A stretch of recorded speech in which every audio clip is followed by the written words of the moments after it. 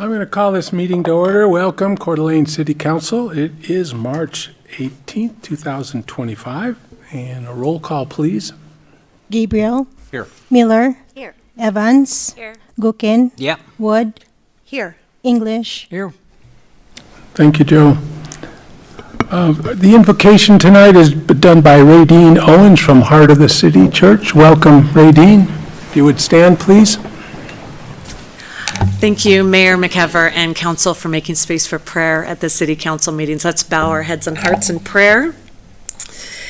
Lord, thank you for the dedication and service of each of these people. Generously give to our community. I lift them up by name: Woody McEvers, Dan English, Kiki Miller, Dan Gukin, Amy Evans, Kenny Gabriel, and Christy Wood. Thank you for the years that they have each given to the city of Coeur d'Alene and the surrounding area. I ask for a blessing in their lives and their families' lives, according to Deuteronomy 28:6.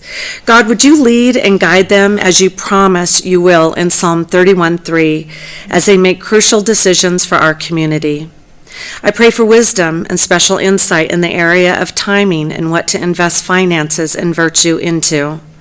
Jesus, I pray a hedge of protection around our city and its people, that you would keep a watchful eye over all. I pray our government would always be led by grace and care, keeping each constituent in mind in what would serve the greater good. Father, I pray our city would prosper and be a blessing to the communities around us, that any difficult decisions that have to be made in this council would be navigated with understanding and the safety that a multitude of counsel brings. In closing, I pray this very special prayer over our council and our community from Ephesians 4:1.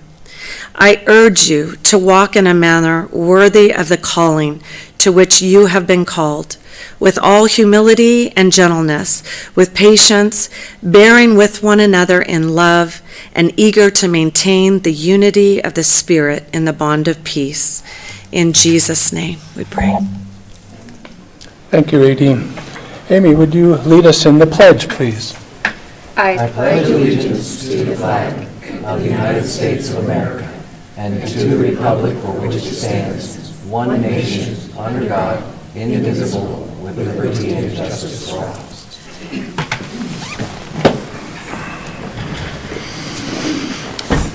Thank you all. Amendments to the agenda, Council? Hearing none, moving on. We have a proclamation. Dan, would you present this, please? Happily.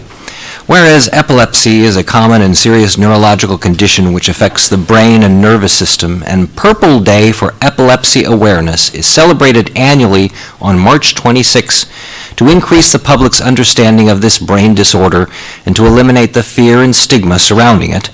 And whereas there are more than 3 million Americans and 65 million people worldwide with this condition, and the public is often unaware of the common events or circumstances that trigger seizures, including lack of sleep, stress, flickering lights, missed medication, essential oils, hormonal changes, illness, and more. And whereas increasing public awareness about epilepsy, learning how to respond with proper first aid, and advocating for patients and families remains critical for improving the quality of lives for people with epilepsy. Now, therefore, Woody McEvers, Mayor of the City of Coeur d'Alene, Idaho, proclaims March 26, 2025 as Purple Day for Epilepsy Awareness. And throughout the city of Coeur d'Alene, we encourage all citizens to increase their understanding of epilepsy, reduce the stigma, and support people with epilepsy and their families to improve their quality of life. All right.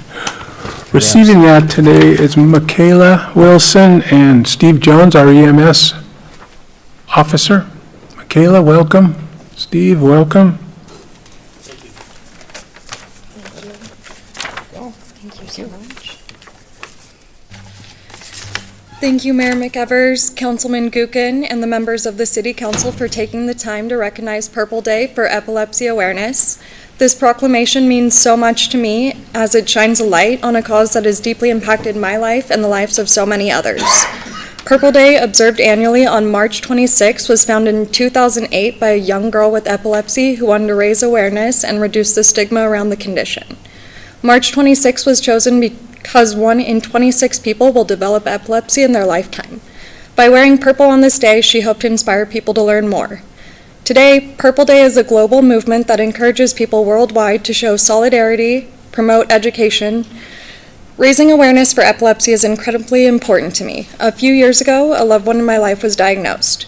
Since then, we've learned that 1 in 10 people will have a seizure in their lifetime, and 1 in 26 will develop the condition. These statistics were eye-opening and made us realize how little we knew about the condition and how much more education and awareness is needed in our communities. This is why today's proclamation is so significant. It brings attention to the importance of awareness, understanding, and education. I encourage everyone here today to take the free seizure recognition first aid course available online through the Epilepsy Foundation. It's a simple step, but being prepared can truly make all the difference in an emergency.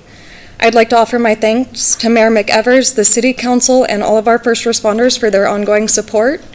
A special thank you to the Fire Chief, Deputy Chief, the entire Fire Department, and the Police Department for their commitment to the health and safety of our community.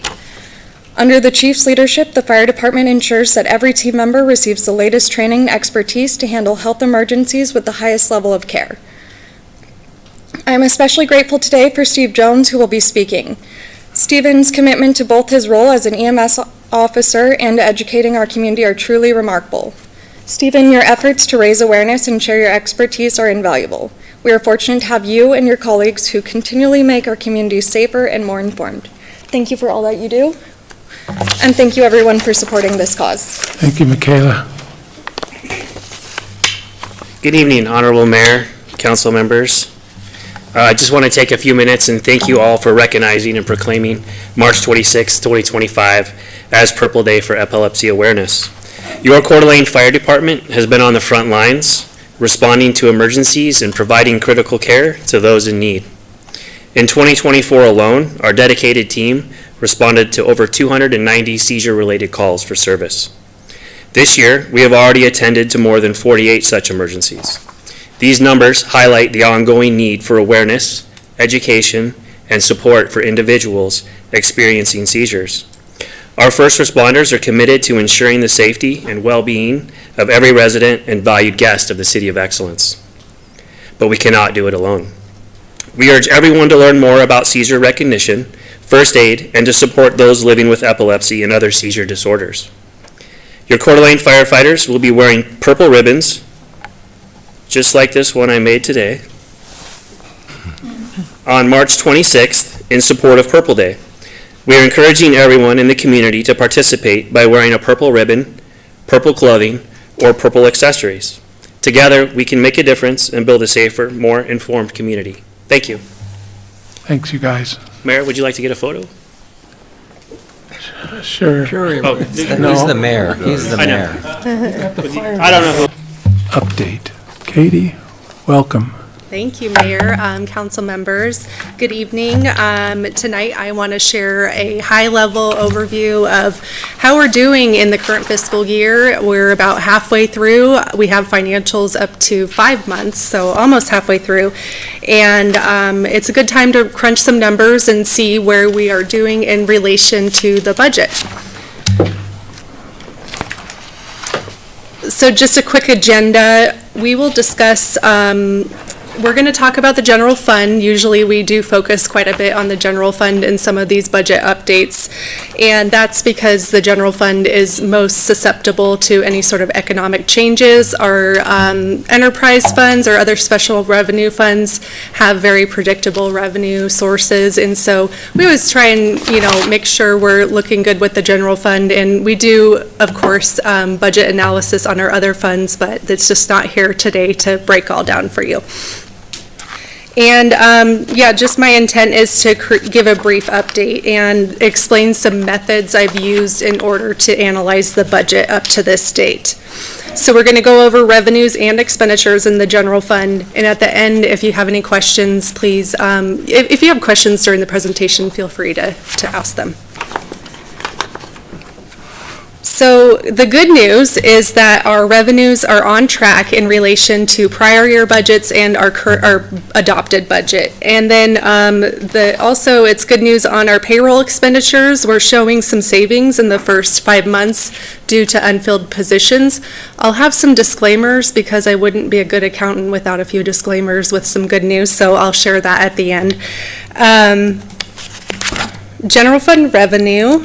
Here is a chart showing our revenue collection as of February, and it's comparing as of February and 2 prior years. We see that revenues have increased proportionally, and for the most part, we do. I'm keeping an eye on the intergovernmental revenues, and it's slightly down. And those are due to payments from the state. We're seeing a reduction in some of our highway user funds, as well as our liquor tax is not going to be as high as it was in prior years. It's looking like at this point. And what's helpful for some context here is I added 2 bars of the budget for 2024, the full year budget, and then 2025, just so you can see that with property tax collections up, we did budget the increase in property tax collections, so that really tracks to the adopted budget. And then intergovernmental, this one's a little hard to interpret because we're looking at an 2024, we had ARPA funds in that line item, so that's why our budget goes down so significantly. So we really hope to not see a huge decrease in our state payments because we didn't budget we only budgeted for spending less ARPA funds. Any questions on that? I know it's kind of a lot here, going fast. Okay, we'll move on to expenditures, and just a couple of ways that I've looked at expenditures in order to put a projection together. When we're looking at general fund expenditures, we have some challenges when we're looking at our non-employee related costs, so everything except for our staff. And the reason we have a hard time projecting that and showing adherence to budget is because purchases are not always made at the same time every year. It may be in 1 month versus another, a large purchase, and so that really skews the data and makes it kind of hard to put a good projection together. And we also have a number of one-time projects going through the general fund from time to time, so comparing to prior year or 2 years ago, those costs are a little hard to project out, but we have great directors and they keep an eye on their budget, of course, for non-employee related costs and bring forward any unanticipated changes there. So we're in good shape. I'm not showing anything, concerning there. But when we run projections, payroll is our non-employee or our employee related costs are what show a nice trend that we can predict. And so the method here is, let me make sure I'm on the right slide here. Yeah, so the method that was used, you can do sort of a basic, 42% of the year has elapsed. Should we have 42% of our salaries expended at this point, or employee-related costs, or salaries and benefits? And that doesn't quite work because we have some one-time things that happen throughout the year. For example, we have some public safety leave payouts that occur in 1 month of the year, and so it wouldn't really shake out to exactly 42% at 5 months in. So what we like to do when there's some seasonality in payroll is we like to look at payroll as of a month compared to that year end. So if you're looking at payroll expenditures at February for the last year and you're comparing it to the total payroll expenditures for last year, you sort of get a feel for what percent should we be at this time of year. And I included 2 years. It's nice to go out farther. However, we've had, some stipends with COVID funds. The post-COVID, I don't really like to compare prior to those numbers because everything is different in the financial world. So we have 2 years of payroll data for this method of budget analysis. So the outcome of that analysis is showing that compared to our FY25 budget in blue there, we have a projection. If we project out to the end of the year with that method I discussed, we're looking at some savings. So we're looking really good as far as our payroll expenditures for this year. And what are those savings from? It's unfilled positions. And, you know, it's great to have the savings, but it puts a strain on staff with those unfilled positions. And it also affects our services for citizens. And so it's not ideal to have those unfilled positions. We hope to get them filled and get our staffing up so we can provide all that great service but we have some savings nonetheless, so. Katie, Yeah. Mr. Mayor, may I? Yes. You said to ask questions. Yeah, of So I'm course. very curious about this portion. Unfilled positions, we don't have very many that were new.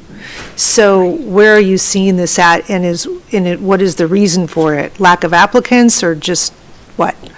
Yeah, I mean, I think department by department, it's going to vary. We have had some turnover. The job market has been really like a job seekers market up to things might be looking a little different lately, but the turnover in some departments and salaries and benefits here in comparison to other municipalities and other states that might be just 30 miles away, that always proves to be a challenge, you know, competing with Washington. So across each department, I think our department directors would be able to give sort of an in-depth on what they are seeing, but I think there are a lot of reasons across the board, and one of them is just recruiting is always a challenge in this economy, so. Okay, and I guess I should ask Troy, we're not holding any positions that we've approved, right? We just can't simply fill them? You are correct, yes, we're not holding anything, and, you know, finance has had its share of movement, which isn't classic. We have a planning position open, a gentleman retired, and so those are just two departments that classically have not been with openings. Okay, thank you. Alrighty, so to talk numbers as far as the savings we're seeing, I'm projecting at this point in the year that we have saved about 400,000 up until February. So that could go up. This is where my disclaimers come into play. We always have some unbudgeted requests during our budget amendment process. A lot of that has to do with unexpected resignations or retirements and the associated unused leave payouts. And then, of course, we'll continue monitoring, and, you know, some of those unexpected costs will likely be offset by this 400,000. And we always like to talk about savings from unfilled positions. They are one-time savings. So if we were to want to look at this revenue or these savings as something we could do something else with, we can't necessarily put it into ongoing costs because we're double budgeting it essentially. Unless we're cutting those FTEs out of the budget, we would definitely look at that as a one-time cost at the end of the fiscal year as far as what the savings were. And the other thing, just to remind, is our current year budget was built with some fund balance to support operations. And so even though it's good to see savings in our adopted budget, that would essentially help us not dip into the fund balance as much as we expected, so. All right, any other Any questions? questions, council? Kenny? How is our fund balance? What is our fund Are you balance? happy with it right now? I For come years, from Troy's school beat that districts into our like head, this. fund balance, so is it healthy? At this time, I think we meet the GFOA requirements, or, yeah, what they suggest, and so that's a good thing, and it helps with cash flow, that sort of thing. We do have an ongoing budget situation as far as supporting operations, and that was talked about during the budget setting process of how we're going to deal with that over the next few years. So that fund balance will come in handy with our current budget situation. Thanks. Anybody else? Thank you so much, Katie. Appreciate the update. All right, we're going to go to public comments. Each speaker is allowed 3 minutes to address the city council to related matters of city government. Please be advised the city council can only make official action this evening on those items listed on the agenda. So first up, I have everybody, if you haven't signed up, you can kind of still sign up if you want to chat. First up is Brian Ingdahl. Welcome, Brian. Hello, my name's Brian Ingdahl. I'm the owner of Chalice Brewing, and I'm just excited for the potential to have a front seating area at my establishment, and I'm just here to be present and answer any questions if you had any in regard to our seating area. Mr. Mayor. Brian, so I read your application. Did you think that was a little much for what you were doing? I mean, I noticed that there were like page after page after page. Does that seem like a lot of work? It was a decent amount, but, I was prepared. And so, Okay. yeah. All right. Just hoping that we fill and fit requirements, and, we're just trying to make a living. And this is the taco truck that's normally in the back? Yeah, Okay. yeah. Cool. All right, well, thank you. Thanks, Brian. Nicholas Silva. Come on down. Nicholas? Going once. No? Well, maybe she fell asleep. Mike Gridley.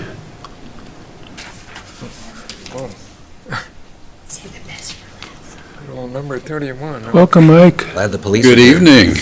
I'm Mike Gridley. I live in Coeur d'Alene. I'm here to thank you all and for your response after the recent town hall debacle. I want to thank you for defending our First Amendment rights and the Constitution. I want to thank Chief White and Chief Prosecutor Ryan Hunter for their quick response and what I believe is the accurate interpretation of the Constitution. I'm wearing a jersey here because I think I feel safe now if I show up at a public event at a public school and I decide to cheer for the one team. I don't have to worry about some short dude in a baseball cap coming up and threatening me with pepper spray and with his 3 thug friends dragging me out and assaulting me, because the city of Coeur d'Alene stands for protection under the First Amendment and the right to free speech.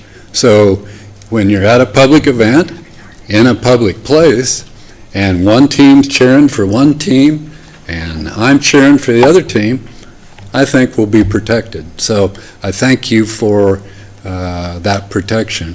Unfortunately, I think we live in a time where it takes courage to speak up and speak and use the Constitution and the First Amendment and defend those rights. And I'm proud that we have people, our electeds and our staff, who are willing to do that and stood up after this event. So I'm not a fan, after sitting through something like 500 city council meetings, not a fan of necessarily disrupting any kind of meeting, but I also believe that there is a proper response and there are 2 sides, and when 2 sides are cheering their teams, that's America. That's what happens. So thank you for your efforts and your support of your staff. So keep up the good work.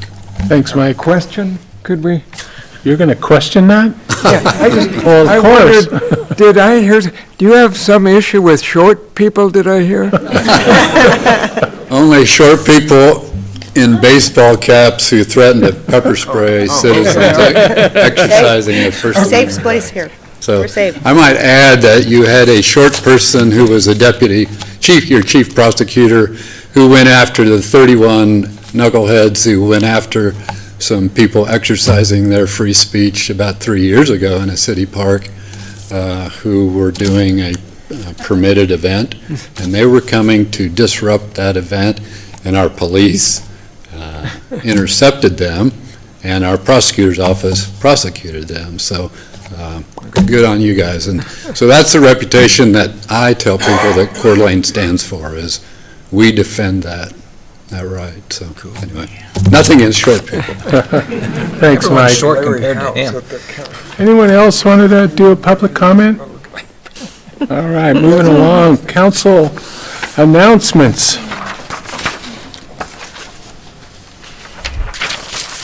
Oh, man, really? Nothing good out there. Well, let me add a little something here. I have condolences for Ken Thompson. He used to be our City attorney. city treasurer and finance director and city administrator. Sounds like Troy. Anyway, I'd like to express my condolences to the family, friends of Ken Thompson, especially his wife Ann. Ken worked for the city of Coeur d'Alene from 1983 to 2000. And he served in the roles of city treasurer, finance director, and city administrator. He was very committed to keeping our city in good financial standing. The city is grateful and thankful for all his years of service and remember him fondly. So, It was a good one. his picture didn't make the wall, but there's a good one right here going out to the TV guys. We thank you guys. And with that, I would like to move for appointments of Kevin Jester, Denise Lundy to the Design Review Commission, and J.D. Reeves to the Urban Forestry Committee. Mr. Mayor, I'd like to make a motion to appoint Kevin Jester and Denise Lundy to the Design Review Commission and J.D. Reeves to the Urban Forestry Committee. Second. Been moved and seconded. Discussion? Hearing none. Roll call, please. Gookin. Yes. English. Yes. Wood. Yes. Miller. Aye. Evans. Yes. Gabriel. Yes. Mr. Consent Mayor. calendar. Mr. Mayor, I'd like to make a motion to approve the consent calendar as presented, including resolution number 25-012. Second? Been moved and seconded. Discussion? Hearing none. Roll call, please. English. Yes. Wood. Yes. Evans. Yes. Miller. Aye. Gabriel. Yes. Gookin. Yep. Other business, we are readopting this ordinance 3745A. It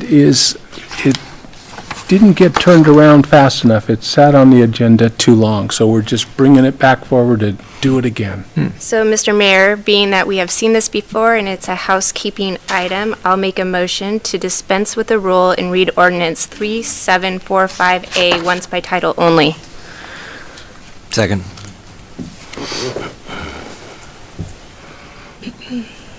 Discussion? You need a roll call. Hearing none. vote Roll on call, that. please. Wood. Yes. Evans. Yes. Miller. Aye. Gabriel. Yes. Gookin. Yep. English. Yes. Joe, could you read the title, please? An ordinance annexing to and declaring to be a part of the city of Coeur d'Alene, Kootenai County, Idaho, specifically describe portions of Section 1, Township 50 North, Range 4 West, Boise Meridian, zoning such specifically described property hereby annexed as R12, residential at 12 units per acre, repealing all ordinances and parts of ordinances in conflict herewith, providing a severability clause, providing for the publication of a summary of this ordinance and an effective date hereof.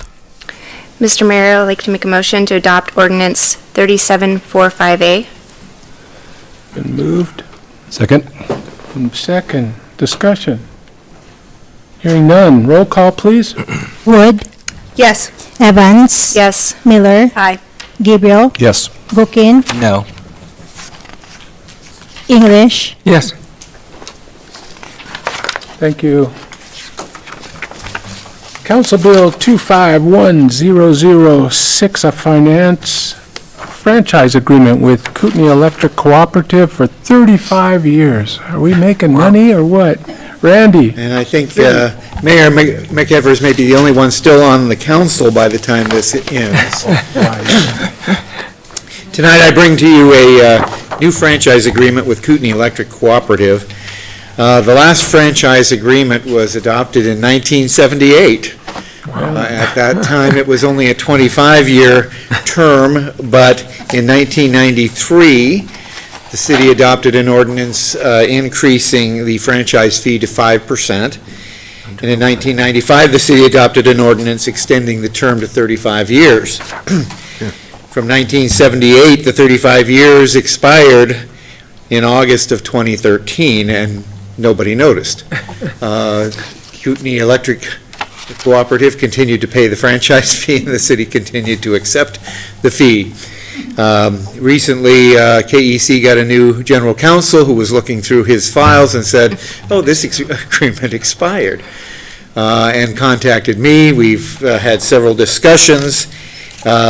KEC was more than willing to accept a new franchise agreement under the same terms that were created in 1978, a 35-year term, 5% franchise fee. KEC and the city have had a great cooperative relationship over the years and look forward to another 35 years of cooperation in providing electricity to some of our residents. So staff worked to prepare the new franchise agreement. There were a few minor changes to language, but nothing of substance. And staff suggests and recommends that council approve this new franchise agreement with KEC. Stand for any questions. I have one.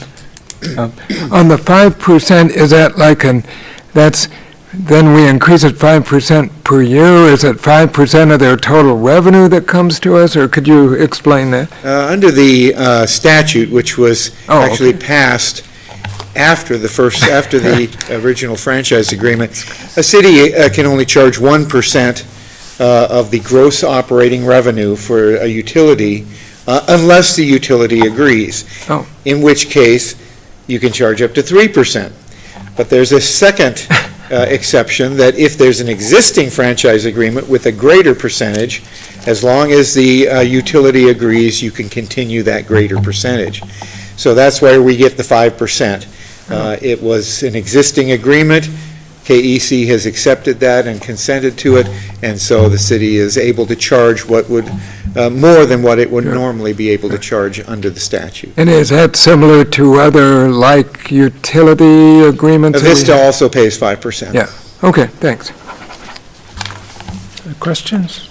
So if I have my history down correct, I believe it was raised to 5% in order to help fund the improvements to Ramsey Road. The agreement itself doesn't specify Ramsey, it talks about the maintenance of the roadways. Right, but it was the funding source for that, to increase it, which was very fortuitous, because then apparently state statute changed and we got in under the wire with 5%. Correct. Otherwise it could only be 3%. Yes, so the extra 2% is, and this is in this same, it's in the new franchise agreement as well, is dedicated to the maintenance of our roadways. Excellent. Well, thank you, ratepayers. All right, any other questions for Randy? Hearing none, look for a motion, please. Well, Mr. Mayor, I'll move that we dispense with the rule and read Council Bill number 25-1006 once by title only. Second. And moved and seconded by the Dans. Discussion. It's a long title, by the way. Hearing none. Roll call, please. Evans? Yes. Miller? Aye. Gabriel? Yes. Gookin? Yep. English? Yes. Wood? Yes. Let's see, ask the clerk. Would you read the title, please?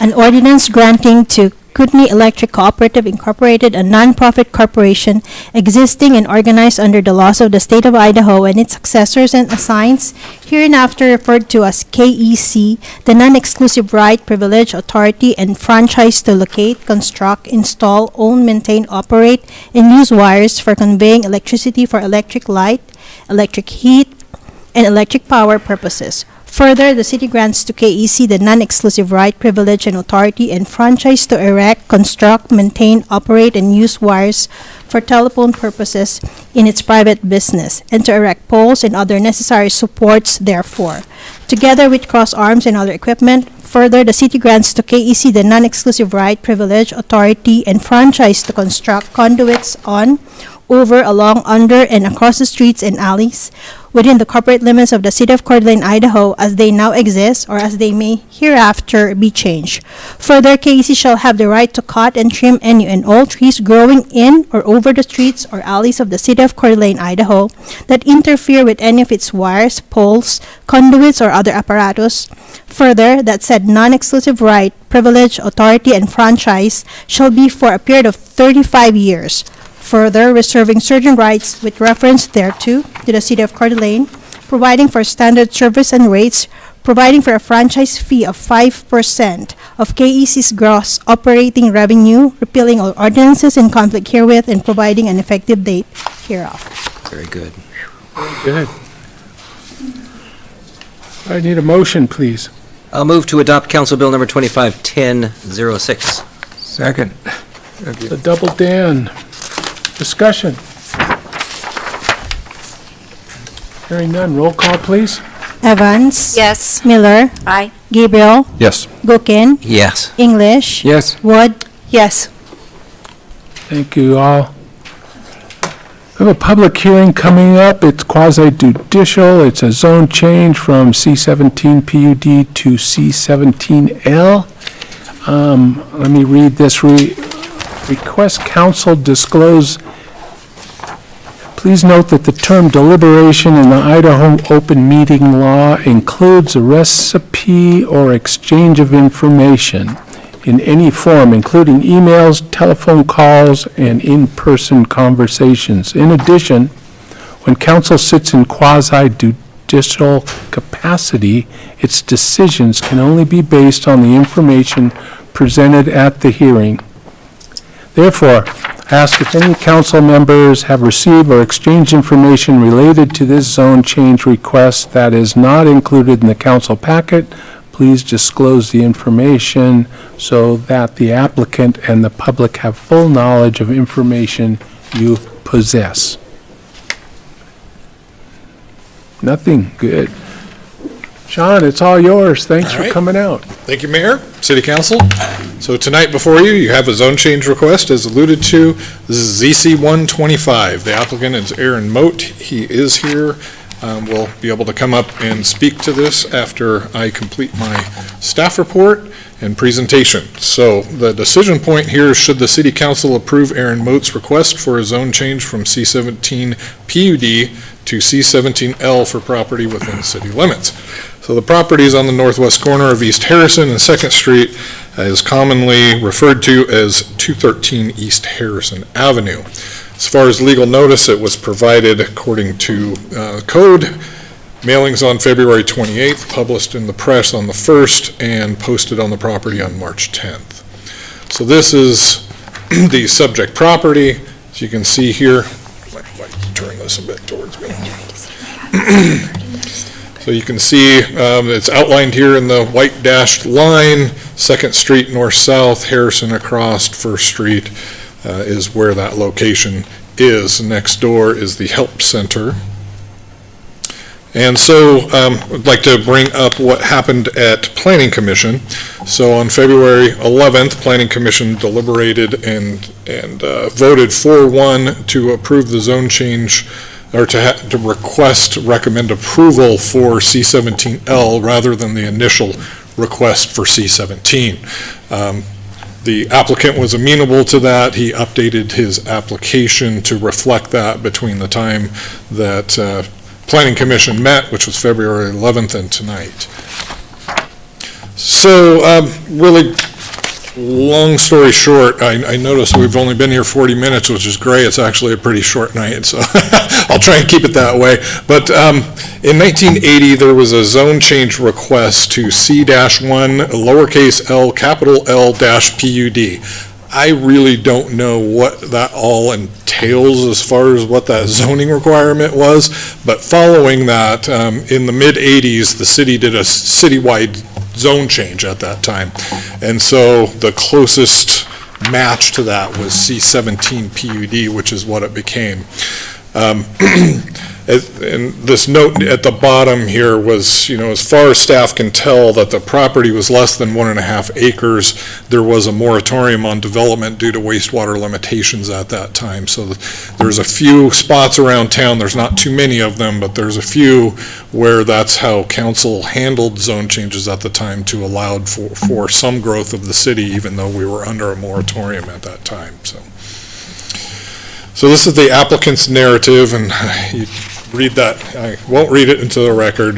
There was a little bit of confusion at the Planning Commission meeting. He updated that to reflect here that he would like to use the existing building as the existing residential structure as a professional office space where clients would come to the site and pick out materials. He owns a siding company.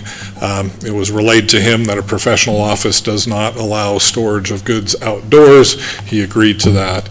I know the site does have some of that stuff on it. It will need to be taken care of. He also would like to provide a caretaker's unit in the far northwest corner of the property is where he intends to do that. And I put the definition of a caretaker's unit. There was a little bit of a misunderstanding there as well from the audience and what a caretaker's unit is. And it's required that somebody that's related to the applicant or an employee live in that unit. So there is limitations there. It was, I think, misunderstood that was somehow somebody was taking care of somebody that was infirm or may have mental capacity issues, and that's not the case. So there are 4 findings that are required for a zone change, B1 through B4. They're listed here. We'll go through each one of those. Finding B1 is that this proposal is or is not in conformance with the comprehensive plan. So this is the comprehensive plan, the entire city limits and the location of that. And zooming in here, you can see where this was determined to be a compact neighborhood. And going back to the development of the comprehensive plan, there was some balancing going on there with what existed versus protecting single-family neighborhoods. It ended up being that this was a compact neighborhood. So place types represent the form of future development as envisioned by the city residents of Coeur d'Alene, and place types in turn provide policy level guidance that will inform the city's development ordinance. So it's important to note that the comprehensive plan is guidance, it is not an ordinance. So compact neighborhood, this is medium density residential areas located in primarily older locations of Coeur d'Alene with an established street grid pattern with bicycle and pedestrian facilities. And then it goes on to show what those types of developments would be. Compatible zoning for this is R12, R17, MH8, NC, and CC. There was a bunch of discussion at the Planning Commission level about NC, CC, C17L, C17. I think there was some confusion there. There were so many different zones going on that it was trying to figure out what it was or what each zone represented and what it allowed.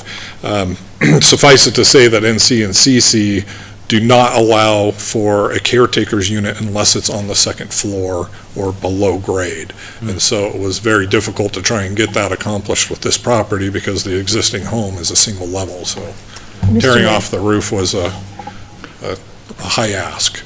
I have a question here. Well, just a quick statement. Sean, in government, we all have so many acronyms that we use every day, but for the audience's sake and those watching at home, maybe define some of these zones. Oh, sure. You kind of, I'm with you, but you said a lot of them. And I guess specific to what we're looking at tonight, C17 and C17L, why don't you define those? Sure. So I'll first start here with what the comprehensive plan says. So R12, that's residential at 12 units per gross acres, what that stands for. It's primarily in a residential zone unless you request a special use permit. There are some other uses that are allowed. R17 is the same but a higher density, so instead of 12 units per gross acre, it's 17. Then MH8 is a mobile home district at 8 units per gross acre. NC is a neighborhood commercial and CC is community commercial. They're very similar. Community commercial allows a little bit higher development based on a floor area ratio, which is the size of the property determines how big you can build a building. There's hours of operation, setbacks are a little bit different. So so when we passed NC and CC, there was no zoning, there was no property that was zoned that in the city limits. It was something that was created to anticipate future asks into the future for somebody that lived in a neighborhood that wanted to provide something at the neighborhood level that was compatible but had some sort of commercial use, so like a Rocket Bakery or something that would fit into a neighborhood. There hasn't been very many requests for those types of zones over the years. Did that help? Yep. All right. So this is the transportation network from the comp plan and where the subject properties are for each of these. So planned bicycle network here. There is bicycle lanes that run east-west for a good portion. And north-south, there's not a whole lot. On 2nd Street, there's not a sidewalk, but there is on the flanking streets. And then the existing transit network, so this is CityLink, and where CityLink runs, it kind of sits in the middle of Route A. Right, the next piece of the comprehensive plan that's associated with the request are the plan goals and objectives. I won't read these into the record. I do like to mention City of Coeur d'Alene citizens are well-informed, responsive, and involved in community discussions. I'd like to thank everybody who came out tonight to either speak or listen to this tonight. Goal CI2 is maintain a high quality of life for residents and businesses that make Coeur d'Alene a great place to live and visit. So part of growth and development is to develop a mix of land uses throughout the city that balance housing and employment while preserving the qualities that make Coeur d'Alene a great place to live. Ensure appropriate high-quality infrastructure to accommodate community needs and future growth. And last but not least, jobs and economy to retain, grow, and attract business. All right. So the next findings, B2, is that public facilities and utilities are or are not available and adequate for the proposed use. So just like staff does, we reach out to our city utilities and request comment from them, streets and engineering, water, fire, and police. Even though that didn't make it in here, I did contact Dave about that, and he said he did not have any problems with the request, that it was okay for the police department. And wastewater departments have reviewed the application in regards to public utilities and public facilities and safety as well, and each department indicated that they're adequate.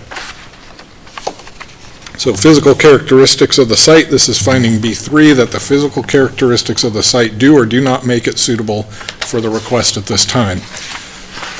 So I won't read all of this into the record, it'll take some time, but it is an older part of town. Harrison Avenue serves as the key east-west corridor. The flanking, a couple of blocks away, of Government Way, as well as 3rd and 4th, that are kind of the north-south corridors nearby. So we'll take a look at pictures since they're worth a lot more than my words here. So this is the front of the home and what it looks like. You can see here the bicycle lane. Inside of that there is a sidewalk. The front of the home is here. Kind of that side yard is off to the side, and 2nd Street is over here on the right side. So this is the intersection of Harrison and 2nd Street. So moving over to the left from the other picture, looking down 2nd Street, showing that there is not pedestrian on either side flanking that, but it does run east-west. And then to the side of the home on 2nd Street, looking at the garage to the rear of the home.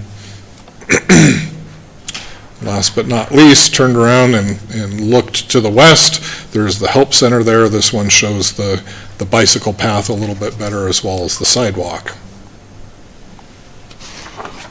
Then doing a 180 and looking towards 3rd and 4th Street, what that looks like as well. So, it's a very long traffic response here. Ultimately, the city engineer did, based upon that original request, said that it would generate an additional 18 trips per day with 2 additional AM peak hour trips and 2 additional PM peak hour trips. And the caretaker's unit, generally, those add about 10 trips a day for a residential unit. So there's a mix of development in this area. Harrison Avenue serves as the local connector street. Like I said, 3rd and 4th Street, as well as Government Way, provide the north-south collectors to reach downtown as well as the I-90 freeway. It is predominantly residential, and the type of architecture is craftsman bungalows, traditional cottages, and ranch-style houses of the area. Right, moving on to the existing zoning map. So you can see here, this is the C-17 PUD that is currently zoned. To the north is a residential at 12 units per gross acre, C-17 to the west. And then bumping over, there's a house, yes, the gal in the audience that lives right here, as well as C-17L on the other side. This is another one of those small little PUDs that was done back in the early 80s. And then the infill overlay district kind of is off to this area to the lower right. Right, so C-17L district is intended as low-density commercial that allows primarily limited service commercial businesses, and retail and wholesale commercial would not be allowed unless there was a special use permit requested. If that was requested, it would go to Planning Commission. It would not go to council unless it was appealed. And the last but not least is this district is suitable as a transition between residential and commercially zoned areas and should be located on designated collector streets or for better ease of access and to act as a residential buffer because of the limitations. That's what the L stands for. So it's a limited commercial district. And you weren't there for Planning Commission, but this was all of the C-17 uses, and there were so many of them, and they actually kind of fell off the page. I got a little note saying, make sure that you hold everything in there so that people at home can see all of that, because it kind of fell off of the page. But the two types of uses that most accurately fit what the applicant says he's going to do is administrative office or professional office space. Suffice it to say that if council does decide to pass the zone change, that each one of these uses would be allowed by right unless there was some sort of limitation placed on the property itself. So we take a look at these and see, and some of them you'd need a larger piece of property to do anyway. From like community education, you're probably not going to fit a very large school on that property. It's pretty limited in size. Right, so the land use map, we have Civic next door, a little pointer to point. So Civic next door, we have single-family detached, some commercial uses are denoted in red. Vacancy is this kind of lighter tan color, and you can see it kind of sits in between these commercial north-south corridors, but Harrison also has some of that lower density commercial type use running east-west. So prior zone changes in the vicinity, so over the years from 1987 to 2018, the green denotes approval and where those are located. Blue is withdrawn, red is denied, and then the subject property and where it sits in relationship. So with that finishes my presentation. City Council will need to consider this request and make appropriate findings to adopt the C-17L zoning or deny the C-17L zoning, and staff will stand for questions. Questions, council? Mr. Gookin. Thank you, Mr. Mayor. Sean, do we have any data on what was included in that PUD? We do, and I can go back to that very busy slide. It limited it to insurance or real estate sales only. That was it. And so because it was predicated, the zone change was also predicated and happened at the same time as the PUD, staff felt that it was most appropriate to bring this back to council to go over this and decide whether or not this use would be okay beyond those limitations of 1980. Okay, and right now, the parking requirements for C-17L, is that based on general commercial use? So those are based on the use, correct? An office space such as what is being proposed is one stall per 330 square feet. So the parking is adequate for that? No matter what the use is of the property, the parking is adequate? No, the parking right now pretty much covers the residential use. So if it's approved, the applicant would need to pull a building permit to upgrade and build the ADU. At that point, parking is assessed and would be required. Okay, so that would be updated to keep the cars off the street? Correct. And that would be adequate for any of these uses then, based on the square footage of the house? Commercial uses? They do tend to change depending on what they are. So some of the education uses are by classroom, so it depends on what that use is. So what happens in the future if this property sells and someone decides to put in a classroom or something? What happens to the parking? Is that reevaluated at that Yes. time? Yes, So it will with the be building reevaluated when the building is. Also see that we're going to require him to put in a sidewalk on Second Street. Yes, that would be engineering's call. So engineering, and that's a decision we can make? Yeah, well, absolutely, your counsel. Very good, thank you. Questions? All right, we're going to move on to, The applicant? thank you, Sean. My pleasure. We're going to move into people who've signed up to speak. Laura Dawson. Let's open the hearing. Oh, Did you do the applicant the first? applicant, sorry. Sure. Sorry, bud, I'm moving along. Right on. Can you give your name and address, please? Aaron Moat, I live on 503 West Vista, in Coeur d'Alene here. All right, thanks, Aaron. Yeah, so, really, when we bought the property, we did. The applicant needs to be sworn in. Oh, I see. Sorry, bud. Please raise your right hand and respond by saying, "I affirm." Do you solemnly swear and or affirm that the testimony you're about to give is the whole truth and nothing but the truth, so help you God? Yes, I do. Yeah, so when we bought the property, I truly didn't understand what the zoning meant. We always intended it to be my office space here in Coeur d'Alene. I operate out of Boise and Coeur d'Alene, grew up here, so we were pretty excited to buy what I thought was a commercially zoned property. Didn't know what PUD meant. I should have asked more questions at the time, so learning experience. But basically, I'm just trying to use the property now and develop it. So I thought, we actually turned in a plan. So we presented building plans with adequate parking to the city, and then we learned that we couldn't do anything until we removed this PUD. So that's kind of where we've been for the past 5-6 months. I turned those plans in I think November or earlier. So basically, we just need to get moving. If I can use the property as a C-17L, I thought that just based on the conversation with the planning and zoning department, that was their kind of recommendation for the most part.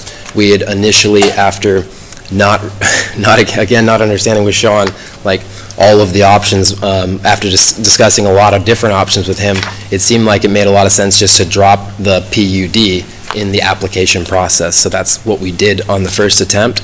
And then you may have reviewed the discussions with planning and zoning, but it seemed, after speaking with the various members, that C-17L was more interesting to everyone on the board. So that's what we proceeded with. So that's kind of where I'm at.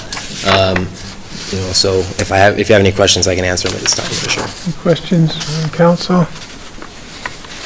Thanks, Aaron, sorry. All right. I have a primary opponent. I don't see one. Other speakers. I think that's when I start to go to this list that you signed up for. Laura Dawson.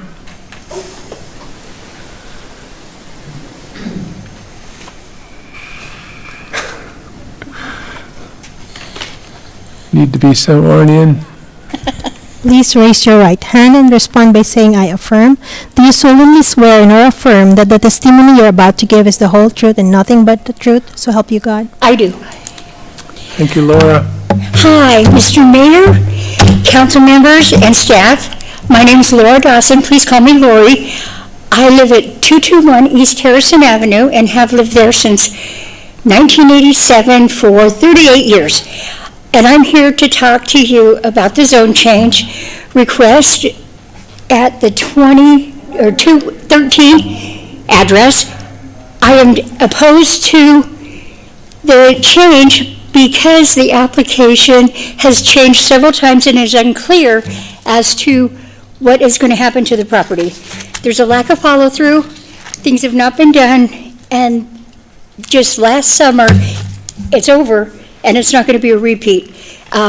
There's just so many things that he would be allowed to get away with, and the neighborhood is just not ready for that. We've got a lot of different businesses in the area which have parking, and it's just, there was just too many people living in the house. We're not opposed to the office space or the caretaker's unit, caregivers through us. But if this is approved, he'll be allowed to do any one of those things on the list. And that is not, we would think would be good for the neighborhood. So if we could get a better understanding and a follow-through, because right now there's a fence that's been broken, hasn't been taken care of. There's been people that have lived there, like, anyway, that's never the point.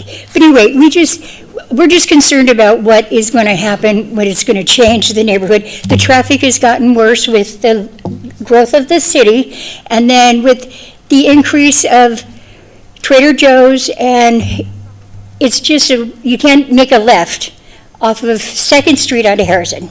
Anyway, that's it. I'm just opposed. Mr. Mayor, can we ask questions? Sure. I didn't quite recognize you for a moment. Hi. How are you? Mayor Castle. Well, I noticed you're sitting next to the applicant. You're obviously friendly neighbors. Yeah, That's fantastic. They're great. I'm looking out for my well-being from my home. Sure. I'm at 221 East Harrison, and he's next door. I've been there for a long time, and it just doesn't, the feel, it just doesn't go with the neighborhood. So, Lori, you said that you had no issues with the commercial office and the caretaker. Right.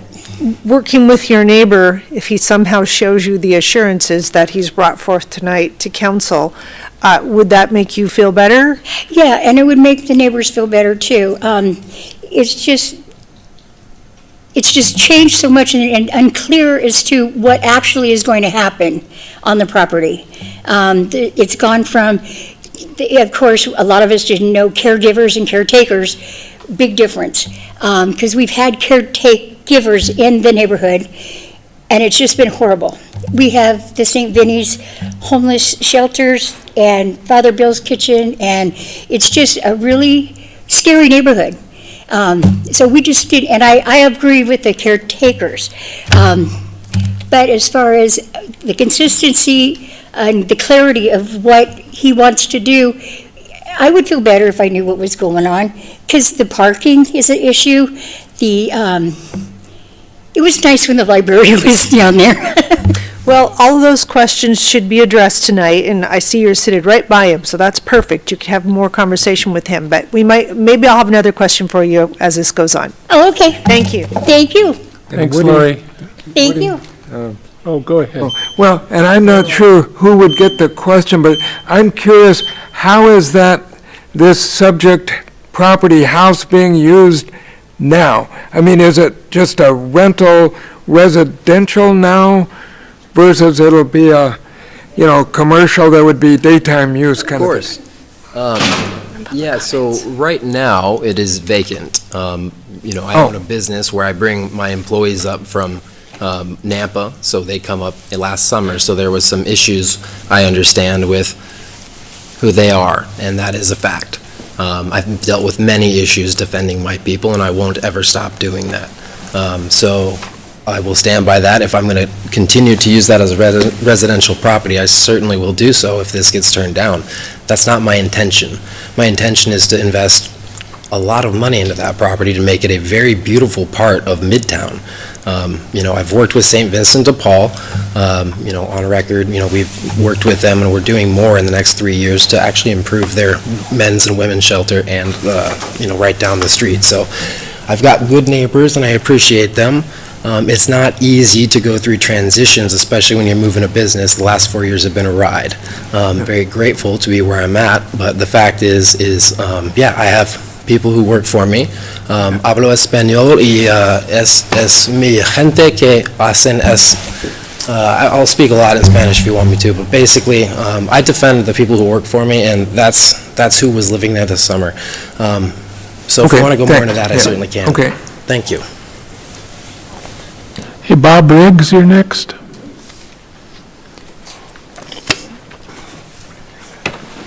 Welcome, Bob. Thank you. Please raise your right hand, sir. Do you solemnly swear and/or affirm that the testimony you're about to give is the whole truth and nothing but the truth, so help you God? I do. Everybody hear me okay? Yep. 73 years associated with this community, and this is the first time that I've been to a city council meeting. Oh, Wow, good for you. overdue.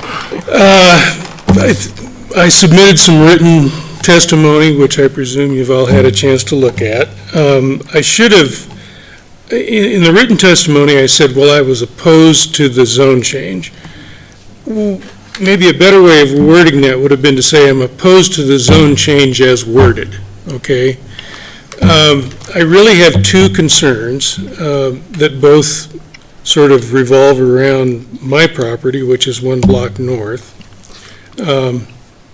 The house just turned 100 years old this year, and our intent is to restore it and then try to develop the other 3 lots in a way that's compatible with that restoration, if we can pull that off.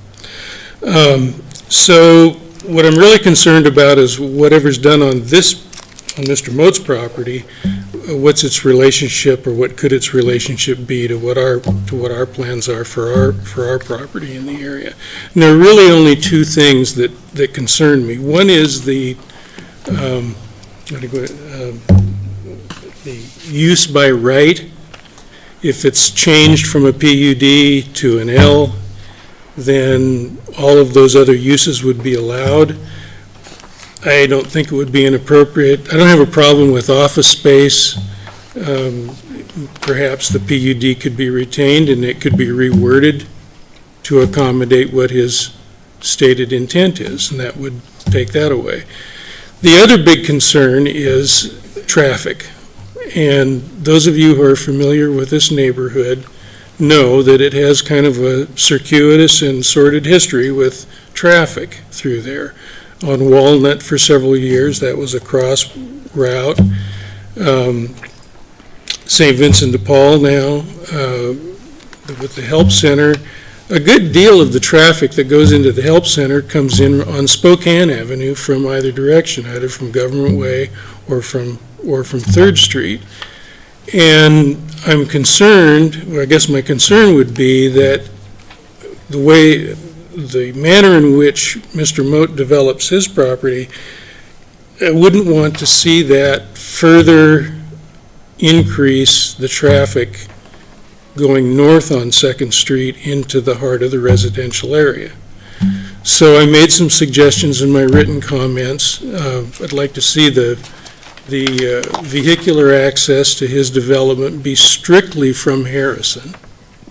No traffic loops through the property that wind up hitting 2nd Street by going around the buildings. And some city signage on 2nd Street that would preclude clientele or business people parking on 2nd Street itself, so that it doesn't get in the way of the parking for the residents on 2nd Street. And I think I made a couple other suggestions, but those first 2 are really the 2 that are the most important and most concerning to me. So I'm just here, if you've got any questions to ask me about what I wrote, I'm here to do that. Questions, council? Bob, I have a question for you. You're at 1311, is that? Correct. Is that north of where he is at the next cross street, or you? a Right, couple- one block, exactly one block north. Okay, I own the four lots on the southeast corner of that block. okay. And it's been in the family since 1950. So remember, we've been paying taxes for We 75 appreciate it. years. Thank you. I had a quick question. Go ahead. So Bob, listening to you, I understand, you're not opposed to the office space? That No, I'm not. And I think it makes sense to have a commercial development at that location, given the amount of traffic that's on Harrison and all that. I just think it should be done in a manner that precludes undercutting the residential character of the greater neighborhood behind it. Thank you. Other questions for Bob? Thanks, Bob. All right, thank you. Any other, anybody wants to talk to this? Okay. Council action, it's up to you guys now. Oh, close the hearing, thank you. Well, then the applicant could have a Oh, response. that's right. Would you if- like if he to come back up, chooses. Aaron? Sorry. I would just say in the city zoning meeting before, we were really trying to listen to those kind of comments, and I think we've taken all that into account, because our entry is proposed to be off Harrison. We are trying to push the building as far back into the back left corner as possible to maximize the amount of parking. And that's something I'm planning on doing. So we can just designate the residential parking on the driveway to the right. That works great for me. If we have to write that somewhere, cool. All right. Mr. Mayor. Questions? Aaron, you've heard the concerns, it sounds like you're trying to address them. It doesn't sound like they're really opposed to the office space and what you're trying to do. Sounds like you're all pretty good neighbors, that you all like each other and get along. So I think Ms. Dawson was looking for some sort of assurance, and I'm not really sure how that assurance is given, that you're going to develop what you agreed to. Sure, we put it in the thing. We put it in the agreement. Conditions. As part of the conditions, and so, you don't have any issue with that? In terms of my use for it? Yes. Yeah, my use has been specified. So if the zoning is changed, that will move forward within the next 3 months. I would assume that the permits will be submitted probably, actually, wait, my architect's going to have to make sure everything's commercially, permitted now, because we actually spent $7,000 creating a residential plan. So once those are modified and we can do that, this will be moving forward this summer, so. Okay, thank you. And then, Mr. Mayor, if I could ask this question of Sean? Hi, Sean. Hi. You've heard some of the feedback tonight, and one of the ideas about the traffic and city signage. What kind of feedback can you give us on that? I can speak both from the past, and then I would like to, I don't know if Chris Bosley is here, but Sam. so streets and engineering, they really look at, the MUTCD standards and where the signs go, and so I'd really like to invoke what his request would be in the public's right-of-way. As for the prior PUD, there was a condition that the traffic use Harrison and does not use Second Street. Chris, in his comments, and I can pull it back up, he wasn't as concerned about Second Street remaining residential in his comment, but I can get on board with using Harrison as the access. Okay, thank you. To the site. Mr. Gookin. Thank you, Mr. Mayor. I do have a question for Aaron. Sorry that you had to go all the way there and sit down again. This question is about, so you talked about so there'll be a new egress on Harrison. I guess you're going to put that in? I'm just going to apply for the process. But yeah, the plan is to enter through Harrison, just because, I hate this thing. All right, sorry, guys. So Use the mouse. Go back one. There you go. Okay, so this garage is a zero shared property line. Oh, I'd have wow. to demo that to do anything else in terms of access on the property. Not planning on it. Yeah, the only thing that makes reasonable sense is to essentially use all of this for parking. and to make the landscaping as nice and safe as possible there. So you're gonna abandon the driveway there on Second? That'll be the residential parking. Oh, so there'll be residential parking there, so that'll be That's for the where I would do residential the part? residential parking, Okay. and essentially there's like a breezeway that goes right through here. Sure. So they could, for the apartment there, to me, that works just fine. If that's it makes it easier on the neighbors, it makes a lot of sense for me. Plus, it makes more sense, I think, approaching a business to park in front, so. Okay, and do you really want to pay for a sidewalk on Second Street that goes to nowhere? Because we can make you do it. Right here?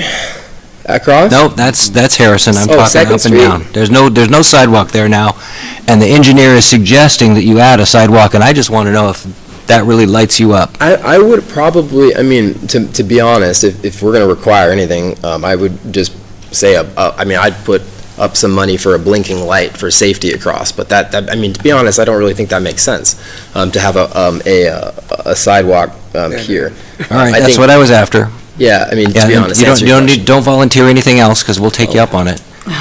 So, For safety purposes, watching the 35, 45 mile an hour cars go there, any day of the week, talk to me later. it would be a bad idea, but It's truly a dangerous hazard there. thank you for your Lori's been input. correct about that. So, Thank you. thank you.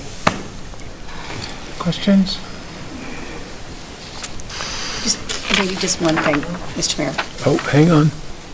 Go ahead. So, and Sean, maybe this is for you, because I heard a recommendation to say, can you put signs up to say you can't use your business, you can't allow your business customers to park on Second Street and stuff, and that's not something that the city can do. That's a public street. People can park wherever they want to park. Is that not true?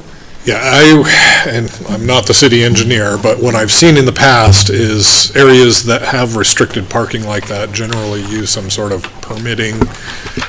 I know that, Fort Grounds has that. There's a place in Midtown, I think it's been revoked, it's my understanding. That's a whole separate conversation. That's Right, but not that's- something that can be done with this zone change, is what I'm saying. That's not something we can do right here with this zone change, is saying that you can't, we could approve the zone change and you can't let your customers park on Second Street. Yeah, first come, first served for on-street parking. Thanks. Mr. Mayor, so I have a procedural question. Randy, do we have to do the findings, and I underline that, do we have to do the findings on this? Because I don't see it listed here in our... Yes, you have to do findings on a zone change. Okay.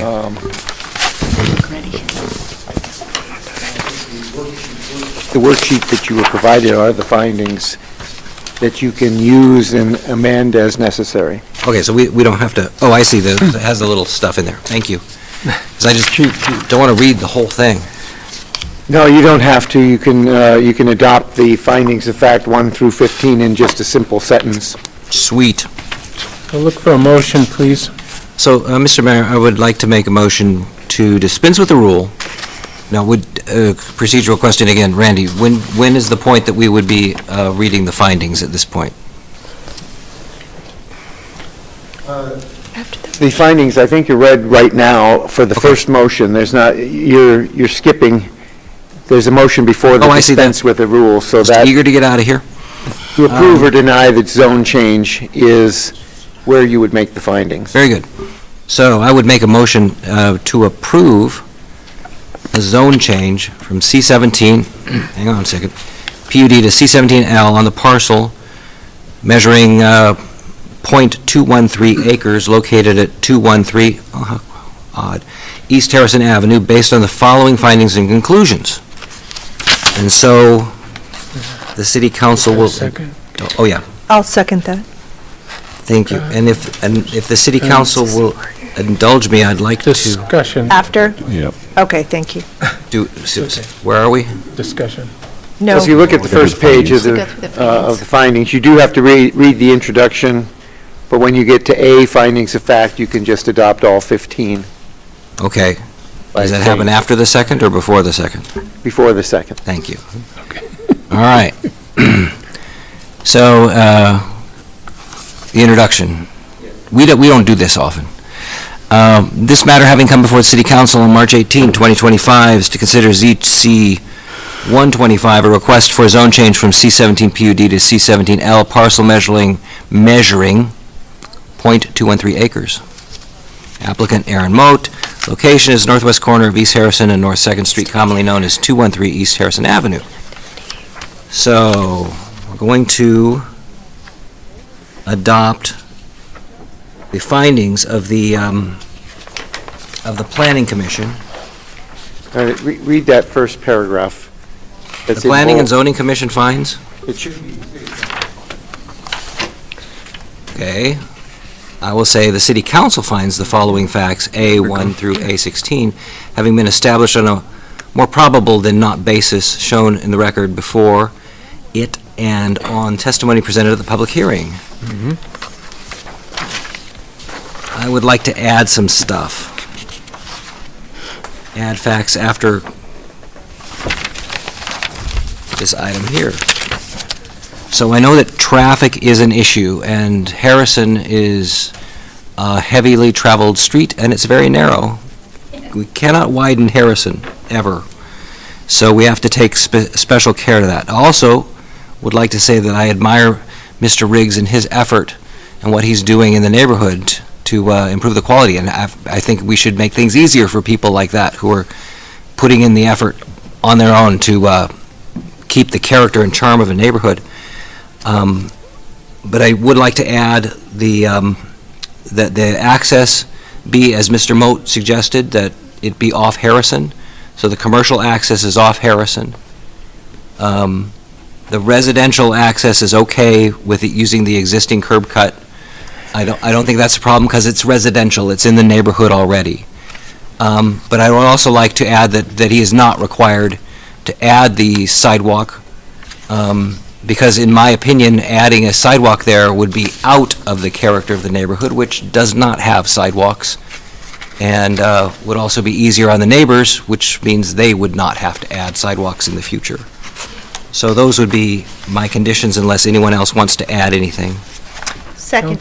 Well, Oh. didn't we have that we could define, get this screwed down to where it's just the only, out of all of that list of potential uses from, rehab facilities or whatever, that it would only be like office administrator, weren't we going to have just a couple of defined uses? Did you want to limit the uses? I'm sorry. Yeah, didn't we versus that whole list? Go ahead. Talk If you want to add that, I don't. No, that would be Sean. That would be an encumbrance on the property, like for the future. If we decided that we were going to limit the use to certain items within the C17L zone. I don't know what Councilman English specifically wants to prohibit, but. It's certainly within council's power to condition the zone change to specific uses. I would just caution you that we may end up doing this again at some point in the future if it changes hands or there is a future change of use. That's my input. Thank you. Amy? So, actually, the motion hasn't been completed. You have to go through the conclusions of law and the decision language on pages 3 and 4. So I will complete the motion now, which I was planning on doing.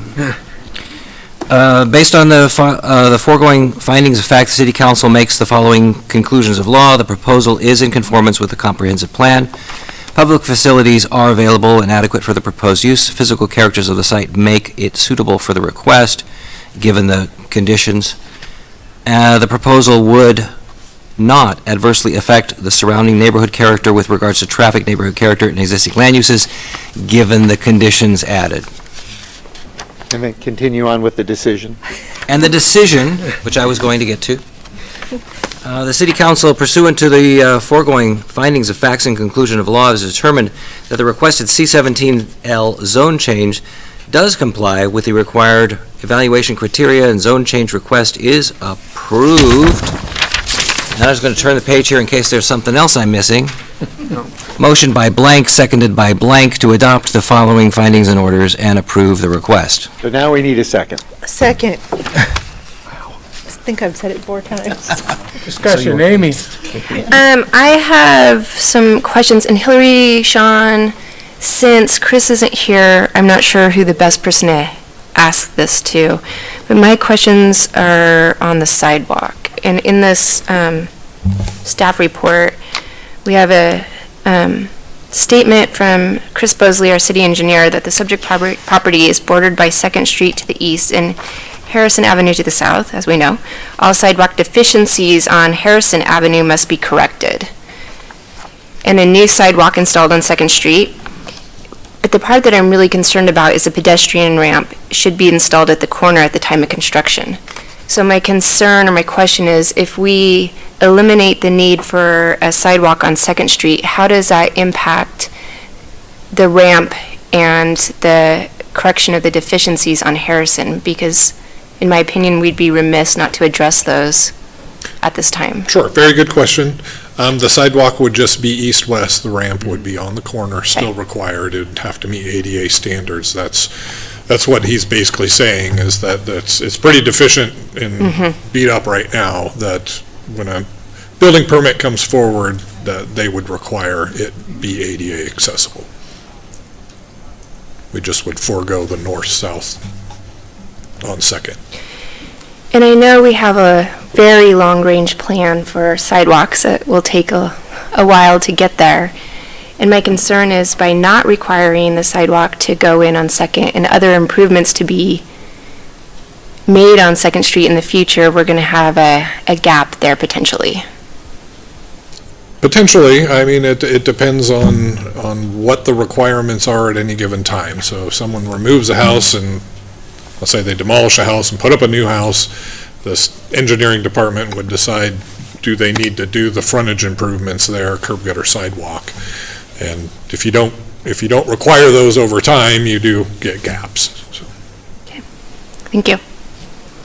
And I would note that the city code does have a provision for when sidewalks need to be installed with any improvement. There are exceptions, that are various exceptions, including when there are no sidewalks present in an existing neighborhood. So there is a policy, that's been adopted by council that covers this. And I don't know off the top of my head whether the exceptions would apply in this case or not. Mr. Mayor. And I'd just like to add that policy that I think you're talking that Monty brought to us, that was to schools. So that would be, if this was all along a school route, then yeah, that would make sense to have a sidewalk there. For example, on East Sherman, where there's no sidewalks, and Fernand's right there. We used to ages ago get a regular commenter who would come and say, the kids are walking in the street. Why are they walking in the street?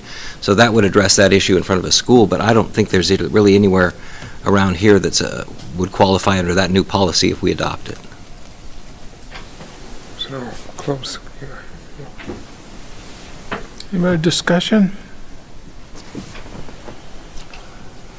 Okay, let's see. So where are we? Thank you. So we're going to do a roll call. Thank you. Miller. Aye. Gabriel. Yes. Gookin. Yes. English. Yes. Wood. Yes. Evans. Yes. Now, It passed. assuming I know where we are, I would like to make a motion to dispense with the rule and read Council Bill number 25-1007 once by title only. Second. Thank you. Is that where we are? And discussion. Hearing none. Sorry. Roll call, please. Gabriel. Yes. Gookin. Yeah. English. Yes. Wood. Yes. Evans. Yes. Miller. Aye. Motion carries. Could you read the title, please? An ordinance amending the zoning act of the city of Coeur d'Alene, Kootenai County, Idaho, known as Ordinance Number 1691, Ordinances of the City of Coeur d'Alene, by changing the following described property from C17 PUD to C17L, said property being described as follows, to wit, a parcel measuring .213 acres located at the northwest corner of East Harrison Avenue and N 2nd Street, commonly known as 213 East Harrison Avenue, Coeur d'Alene, Idaho, repealing all ordinances and parts of ordinances in conflict herewith, providing a severability clause, providing for the publication of a summary of this ordinance and an effective date hereof. So need a motion. Motion to adopt Council Bill 25-1007. Second. Moved and second by the Dans. Discussion. Roll call, please. Gabriel? Yes. Gookin? Yep. English? Yes. Wood? Yes. Evans? Yes. Miller? Aye. Thank you all. Motion. Thanks, Lori. A move to adjourn. Motion to adjourn. Oh, thank you. Second. Dan. All in favor, say aye. Aye. Opposed? We are adjourned. Thank you, everyone.